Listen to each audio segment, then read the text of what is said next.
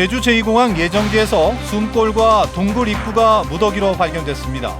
국토부 전략환경영향평가에 부실 의혹이 커지고 있습니다.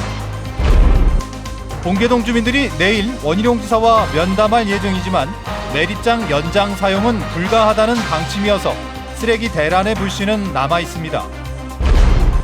지난해 하수 역류 사태가 발생한 신화역사공원 사업에 대해 도의회 행정사무조사가 진행 중인 가운데 1년이 지난 현재 상황을 뉴스후에서 심층 보도합니다. 전국노총 소속 건설인 노조의 고공시위가 이틀째 이어지고 있습니다. 시공업체와 노조 입장이 맞선 가운데 중재자가 없어 주민 피해만 커지고 있습니다. 시청자 여러분 안녕하십니까? 뉴스데스크 제주입니다. 제2공항 예정지에서 지하수의 이동 통로인 숨골이 무더기로 발견됐습니다. 숨골이 8곳밖에 없다던 국토교통부의 전략환경영향평가가 무색해지는 결과인데요. 환경영향평가가 형식적으로 이루어졌다는 의혹을 키우고 있습니다. 박주연 기자가 보도합니다. 서귀포시 성산읍 신방굴 부근의 농경지입니다. 깊이 패인 물길이 이어진 돌틈 사이로 시원한 바람이 새어나옵니다. 빗물이 지하로 흘러드는 숨골입니다. 국토부의 전략환경영향평가서에 제시된 8개 숨골에는 포함되지 않은 곳입니다. 주변에 그런 것들이 투물식으로 해서 중소규모의 그 동굴, 공동이죠. 그러니까 빈 공간이죠. 그러니까 거기도 굴이고 일로도 물 들어가고 이런 것들이 전부 이 온평리 지하에는 상당히 많이 있을 가능성이 높다. 환경단체와 지역주민 30여 명이 지난달 18일부터 제2공항 예정지의 숨골과 동굴 분포 등을 조사한 결과 국토부 전략환경영향평가서에서 제시하지 않은 숨골 61곳과 동굴 입구로 추정되는 장소 5곳을 추가로 발견했습니다. 이들은 국토부가 지하의 동굴 유무를 파악하는 GPR 탐사나 시추 조사 등을 형식적으로 진행했다며 국토부 계획대로 숨골을 모두 메워버릴 경우 주변 지역에 심각한 수해가 발생할 것이라며 제주도에 전수조사를 촉구했습니다. 지금 즉시 제2공항 부지 예정지 내 지역 주민 및 시민단체들과 함께 민간 합동조사단을 구성하여 제2공항 예정지 전체에 대해 정밀한 합동 전수 조사를 실시할 것을 촉구한다. 제2공항 강행저지 비상도민회의는 내일 환경부를 찾아 이 같은 조사 결과를 근거로 제2공항 건설 사업을 중점 평가 사업으로 지정해 합동 현지 조사를 실시하도록 요구할 예정이어서 제2공항 추진 일정에 제동이 걸릴 수 있을지 주목됩니다. MBC 뉴스 박주연입니다. 봉계동 주민들이 내일 원희룡 지사를 면담하기로 하고 그때까지 매립장 봉쇄를 중단하기로 했습니다. 하지만 면담에서 주민들이 원하는 결론이 나오지 않을 경우 쓰레기 반입 저지 사태는 바로 재현될 것으로 보입니다. 김항석 기자의 보도입니다. 제주시 봉계동 음식물 쓰레기 처리 시설입니다. 노란색 수거 차량에서 쓰레기가 계속해서 쏟아져 나옵니다. 봉계동 주민들이 쓰레기 반입을 저지하면서 처리하지 못한 물량까지 하루 동안 300여 톤의 음식물 쓰레기가 반입됐습니다. 2배 이상 되는 거죠. 급하다는 상황이니까 처리 시간도 더 오래 걸리고 2배로 걸리고 다음날까지 처리를 해야죠. 주민들이 매립장 봉쇄 중단의 전제 조건으로 제시한 원희룡 지사와의 면담은 내일로 연기됐습니다. 원 지사가 출장 등의 이유로 면담을 연기할 것을 제안하자 봉계동 매립장 주민대책위는 긴급회의를 2시간가량 진행해 면담 때까지 쓰레기 반입에 협조하기로 했습니다. 조금 더 인내하고 참아보자. 제주 시민, 도민, 관광객들의 그 불편함을 이왕에 참은 거 하루 참아보자 더. 하지만 쓰레기 대란의 불씨는 여전합니다.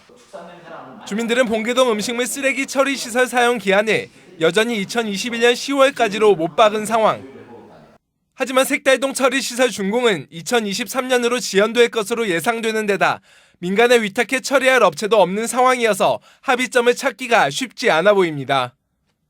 소각장의 경우도 3년 연장 사용하는 방안을 제주도와 협의 중이어서 봉계동 매립장 사용 기한을 둘러싼 갈등의 씨앗은 여전합니다. 주민들은 지사와의 면담에서 협상이 잘 이루어지면 일단 오는 10월까지 쓰레기 반입에 협조하고 이유는 색달동 음식물 쓰레기 처리시설 준공이 2021년으로 확실해질 경우 쓰레기 반입을 허용하겠다는 계획입니다. MBC 뉴스 김항섭입니다. 제주에서 올 들어 첫 비브리오 폐혈증 환자가 발생했습니다. 제주보건소는 발열과 복통 등의 증상으로 입원 치료를 받아오던 49살 최모 씨가 비브리오 폐혈증 양성 판정을 받았다고 밝혔습니다. 보건당국은 최 씨가 최근 조개구이를 먹었다는 진술을 토대로 역학조사를 벌이고 있습니다. 비브리오 폐혈증은 주로 덜 익은 어패류를 먹거나 상처난 피부 등을 통해 감염됩니다.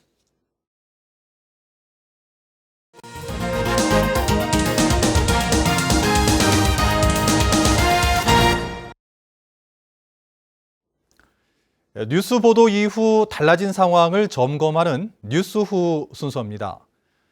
제주 MBC는 지난해 신화역사공원의 하수 역류 사태를 계기로 사업계획 변경 과정의 특혜 의혹을 집중 보도했었는데요.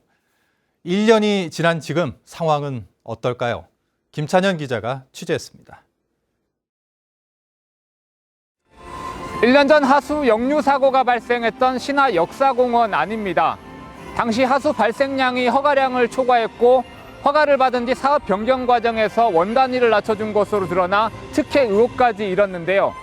현재는 제주도 의회에서 행정 사무조사를 벌이고 있습니다. 1년이 지난 지금 하수 처리는 어떻게 되고 있을까요? 저희 취재진이 점검해 보겠습니다. 대형 물탱크와 복잡한 배관들이 연결된 지하실. 물놀이 시설인 워터파크에서 나온 하수를 처리하는 중수도 시설입니다. 하루 600톤의 하수를 정화해 재활용할 수 있도록 한 시설로 지난 5월부터 가동됐습니다. 실제 하수 발생량은 어떨까? 올해 1월부터 신화역사공원에서 발생한 하수량을 모두 확인해봤습니다. 하루 평균 1000톤 안팎으로 허가량의 절반 정도를 유지하고 있습니다. 하지만 본격적인 무더위가 시작된 6월 26일은 2000톤을 넘었고 지난달 20일에는 허가량보다 200톤 이상 많았습니다. 하수도가 넘칠 만큼 특별한 행사도 없었고 일정 부분 넘어가면 혹시 오작동 되는 것이 아닌지. 하지만 하수 처리장의 답은 다릅니다. 주말에 일부 그 물량이 많아졌다가 평일엔 약간 줄어드는 패턴을 봤을 때는 유량계 오류의 그 확률은 좀 적다고 좀 판단되고 있습니다. 신화역사공원 사업 시행사인 JDC는 사업 계획을 변경해 지나치게 낮게 책정됐던 원단위를 갑절 이상 늘리고 중수도 시설을 확충해 하수 발생을 줄일 방침입니다. 기존에 허가받은 양만 하수가 발생하도록 해가지고 중수도를 더 설치할 계획이고요. 중수도를 추가로 설치하면 물을 더 사용하더라도 추가 오수 발생량은 없도록 그렇게 조정할 계획입니다. 하지만 현재 신화역사공원 준공률은 65%. 앞으로 콘도나 호텔 등 물 사용이 많은 숙박시설들이 확충될 예정이어서 하수 발생량은 훨씬 늘어날 수밖에 없는 상황.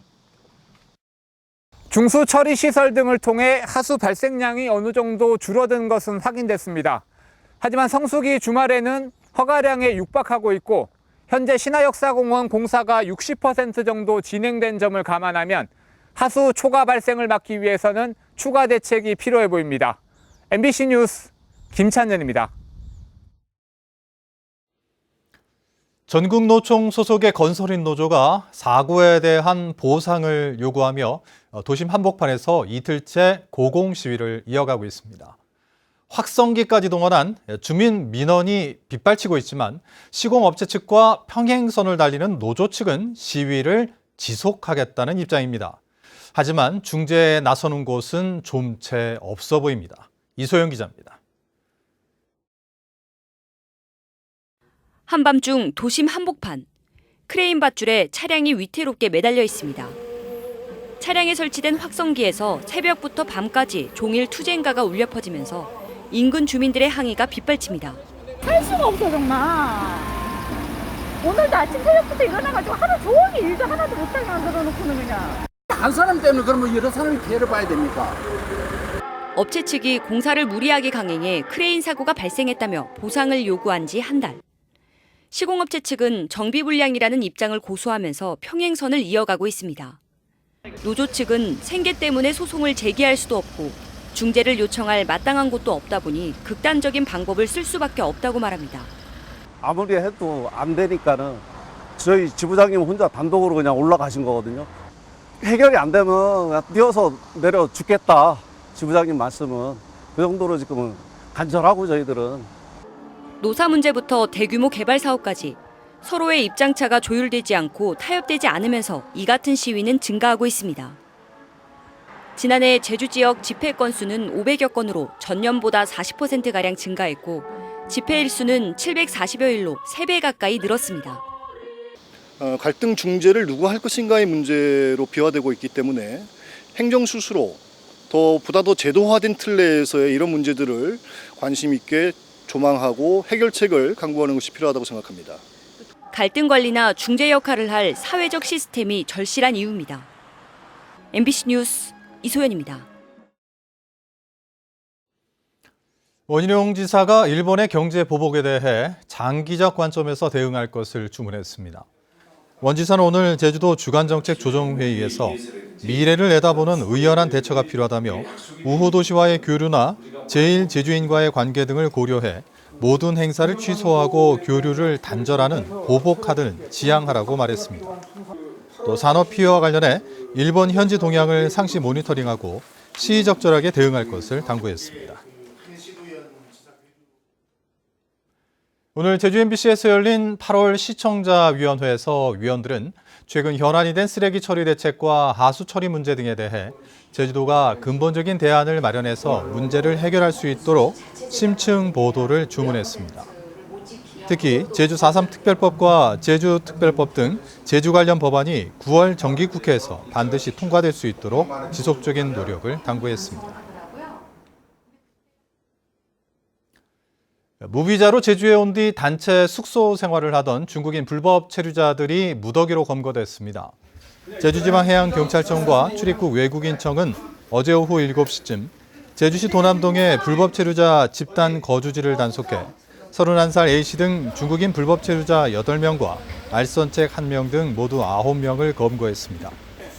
이들은 무비자로 제주에 들어온 뒤 개인주택을 임대해 단체 생활을 하며 서귀포 지역 공사장에서 일해온 것으로 조사됐습니다.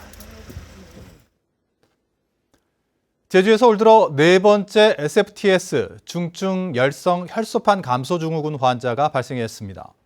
서귀포 보건소는 서귀포시에 사는 70대 여성 Y씨가 어제 양성 판정을 받았다고 밝혔습니다. Y씨는 텃밭에서 매일 일을 했는데 최근 발열과 근육통, 설사 등의 증상으로 입원 치료를 받아왔습니다. 올 들어 제주에서 발생한 SFTS 환자는 4명입니다. 전 남편 살해 사건의 피해자 유족 측은 고유정이 가명을 받기 위해 자신을 성적 학대 피해 여성으로 묘사하고 있다고 주장했습니다. 피해자 유족 측 법률 대리인인 강문혁 변호사는 보도자를 통해 고 씨 측이 1차 공판에서 전 남편의 성적 욕구가 사건의 원인이라고 주장하는 것은 고 씨가 범행 직후 저지른 비상식적 행동을 객관적 상식으로 해명할 수 없어 새롭게 만들어낸 것이라고 지적했습니다. 한편 고유정에 대한 2차 공판은 다음 달 2일 제주지법에서 열립니다. 곶자왈 사람들과 제주생태관광협회, 제주환경운동연합 등은 성명을 통해 곶자왈 보존을 위한 제도 마련을 지역 국회의원들에게 촉구했습니다. 이들 단체는 곶자왈 보존과 관리 조례가 있지만 상위법에 근거가 없어 선언적 의미에 그치고 있다며 곶자왈 보호지역 지정을 위한 특례 조항이 담긴 제주특별법 6단계 제도 개선안이 통과되도록 제주도와 국회의원이 나서라고 주장했습니다.